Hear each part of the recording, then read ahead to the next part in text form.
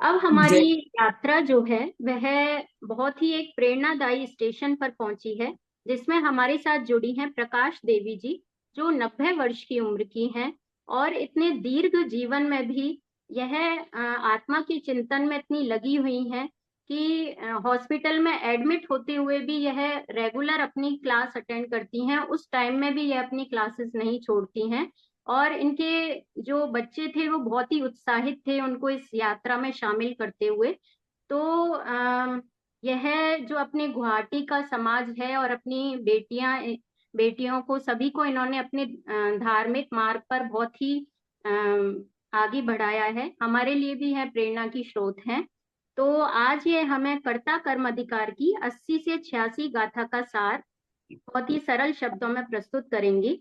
आपका हृदय से स्वागत है। ओवर टू प्रकाश देवी जी। गाथा 80 से 82 अज्ञानी की अपेक्षा बात है। इसलिए कहा है, अशुद्ध निश्चय न से आत्मा ही रागादि भावों का करता है। ये जीव के ही अशुद्ध भाव है। निश्चय न से आत्मा अपने विकारी अविकारी परिणामों का कर्ता भोगता है, परंतु परद्रव्य का कर्ता भोगता ज्ञानी अज्ञानी कोई नहीं है। गाथा 83 से 86 में जीव का कर्ता स्वभाव सिद्ध करके परतर्व से भेद विज्ञान कराया। प्रयोजन विकार का कर्ता जीव पर द्रव्य को मानकर स्वतंत्र होता है।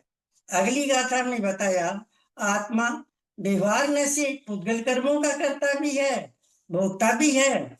निश्चय न कहता है, आत्मा अपने भावों का कर्ता भोक्ता है, और व्यवहार न कहता है आत्मा पुद्गल कर्मों का कर्ता भोक्ता है। तो अज्ञानी ने समझा दोनों नामों के ग्रहण करना चाहिए, इसलिए वैसे सा मानता है कि निश्चय न से मैं अपने भावों का कर्ता भोगता हूँ और व्यवहार न से पुद्गल कर्मों का कर्ता भोगता हूँ। परंतु ऐसा मानने से द्विक्रियावादी का प्रसंग खड़ा होगा, सारी वस्तु व्यवस्था गड़बड़ा जाएगी। ये बात चिन्मत में मान्य नहीं है। इसलिए आगे व्यवहार की असत्यात्ता सिद्ध की दृढ़ क्रिया अर्थात आत्मा अपनी क्रिया भी करे और पुद्गल की भी क्रिया करे। सिद्धांत ये परिणमिति से कर्ता अर्थात परिणामी से अनन्य है, अभिन्न है। जीव व्यापक भावों से अपने परिणामों का करता है और भाव से भोगता भी है। उसी तरह पुद्गल की व्यापक भाव से अपने परिणामों का करता है और भावों से भुगता भी है। यदि निश्चय न से जीव को पुद्गल कर्मों का कर्ता मानेंगे तो जीव को पुद्गल बनना होगा और पुद्गल कर्मों को जीव बनना होगा, पर ऐसा तो है नहीं। इसलिए दो क्रिया का कर्ता एक को मानना मिथ्या दृष्टि है। इस तरह व्यवहार से आत्मा को जो पुद्गल कर्मों का कर्ता कहा वैसा है नहीं। निमित्त आदि की अपेक्षा ये कथन है। उसे असत्यात मानकर उसका सरदान छोड़ और निश्चय से जैसा कहा है वैसा ही है। उसे सत्यार्थ मानकर उसका सरदान करना सारे तरफ स्वतंत्र है। कोई किसी का कर्ता धर्ता नहीं है। मैं पर का करता हूँ, ये हमारी मिथ्यामति बोलती है। मेरा अज्ञान भाव है। सही बात समझने से ही इस अज्ञान भाव का नाश होगा। बहुत सुंदर आपने प्रस्तुति दी इस उम्र के अंदर में भी, और आपका उत्साह तारीफ के लायक है। अब इनकी बात सुनकर यहाँ शिष्य चक्कर में पड़ गया। वो कहता है कभी आप रागादि का अकर्ता कहते हो, कभी कर्ता कहते हो। तो गाथा 80 से 84 तक शिष्य की शंका का निवारण किया। गाथा 75 में दृष्टि के विषय की अपेक्षा बात थी और आत्मा को रागादि का अकर्ता कहा। यहाँ उनका प्रयोजन ज्ञान कराने का है। राग रूपी कार्य हुआ, उसका कर्ता कौन, इस बात को समझाने के लिए जीव और कर्म में निमित्त नैमित्तिक संबंध बताया। कार्य जब भी होता है तो 5 समवाय पूर्वक होता है। एक समवाय उसमें निमित्त होता है। जब कार्य होगा उसकी उपस्थिति, निमित्त की उपस्थिति अवश्य होगी। और उस निमित्त नैमित्तिक संबंध को अब हम समझते हैं। 3 कार्य एक समय में हुए। द्रव्य कर्म मोहने का उदय, दूसरा रागादि परिणाम और तीसरा नवीन बंध। जब रागादिक परिणाम का कार्य हुआ तो द्रव्य कर्म उसमें निमित्त हुआ और रागादिक परिणाम नैमित्तिक हुए। और जब नवीन बंध रूपी कार्य हुआ तो रागादिक परिणाम उसमें निमित्त हुए और नवीन बंध कार्य हुआ। तीनों कार्य स्वतंत्र अपनी अपनी योग्यता से हो रहे।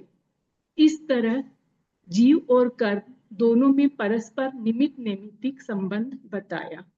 दोनों में कर्ता कर्म संबंध नहीं है, क्योंकि जहां व्याप्य व्यापक भाव होता है वहां कर्ता कर्म संबंध होता है। हम कर्ता कर्म हमेशा अभिन्न होते हैं।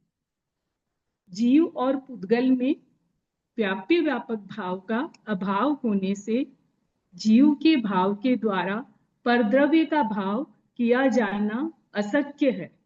और अशक्य होने से जीव पुद्गल भावों का कर्ता निश्चय से नहीं है। जीव पुद्गल में कर्ता कर्म संबंध निश्चय से नहीं है, मात्र निमित्त नैमित्तिक संबंध है। ओवर टू पूजा जी। यहाँ जो शिष्य की बात चल रही है वो स्वाध्यायी है, कर्णानी योग का अध्ययन करके आया है। तो उसे लगता है कि कर्म सुलावे, कर्म जगावे, कर्म सुखी करे, कर्म दुखी करे। तो इस तरह से वह हर अपने कार्य का कर्ता द्रव्य कर्म को मानता है। तो यहाँ पर उस बात का खंडन किया कि द्रव्य कर्म अलग हैं और जीव अलग है। साथ में यहाँ द्विक्रियावादी की चर्चा आई इन गाथाओं में। तो 3 शब्द से बना है द्विक्रियावादी। द्वि मतलब 2, क्रिया मतलब कार्य और वादी मतलब कहने वाला। तो 2 क्रियाओं का कर्ता एक को कहने वाला, उसे द्विक्रियावादी कहते हैं। कहने वाला भी और मानने वाला भी समझ लें। जैसे एक जीव द्रव्य है तो वो जीव द्रव्य 2 क्रियाएं कर ले। हम थोड़ा स्वाध्याय करने लगते हैं ना तो इस लेवल पे आ जाते हैं। हम कहते हैं कि मैं खाना बना भी रही हूँ और खाना बनते हुए को जान भी रही हूँ। 2 क्रियाएं मान ली, जानने की क्रिया का भी और करने की क्रिया का भी कर्ता अपने को मानने लगते हैं। तो यहाँ उस बात का निराकरण किया कि आत्मा में अनंत शक्तियां हैं प्रकाश आंटी, किंतु एक भी ऐसी शक्ति नहीं है कि वो एक साथ 2 क्रिया कर सके। अनंत शक्ति में एक भी शक्ति ऐसी नहीं है कि जीव 2 क्रियाओं को एक साथ कर सके। तो यहाँ पर उस द्विक्रिया का निषेध किया कि जीव मात्र जानने का ही कार्य कर सकता है। और जानना वो छोटा मोटा काम नहीं है, वो सबसे महत्वपूर्ण काम है। तो जीव जानने रूप क्रिया का ही करता है, अन्य क्रियाओं का करता नहीं है। ये बात यहाँ पर समझाई। सभी ने बहुत अच्छे से प्रेजेंट किया। जय जिनेंद्र।